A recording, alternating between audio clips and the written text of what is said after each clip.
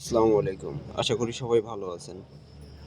আমরা যারা ছোটখাটো খামার করি, আমরা সবাই দেখি যে বড়, বড় খামারদের যে কোয়েল পাখির বাচ্চাগুলো থাকে, এগুলো মোটামুটি ৪ দিনে ৫ দিনে যে গ্রোথ এ চলে আসে, আমাদের বাচ্চাগুলো ১ সপ্তাহে ১০ দিনেও সে গ্রোথ এ আসে না।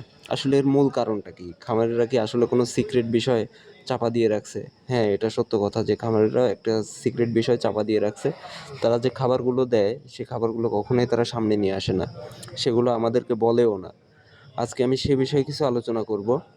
এখানে পুরো ভিডিও হয়তো আমি দিতে পারবো না। পুরো ভিডিও আমি নেক্সট ২-১ দিনের ভিতরে ফুল ভিডিও আপলোড দিব। সেখান থেকে আপনারা দেখে নিবেন যে কি, কি ঔষধ দিতে হবে, কি, কি খাবার মিক্স করে খাওয়াতে হবে। এই যে আমার যে বাচ্চাগুলো আপনারা দেখতে পাচ্ছেন, এগুলোর বয়স অনলি ৬ দিন। তো ৬ দিন বয়সে যে গ্রোথ হয়েছে, মোটামুটি ১০ দিন বয়সে সেই গ্রোথগুলো হয় সাধারণত। ঠিক খামারিদের বাচ্চাগুলো ঠিক যেভাবে বড় হয়, আমার বাচ্চাগুলোও ঠিক সেভাবে বড় হচ্ছে।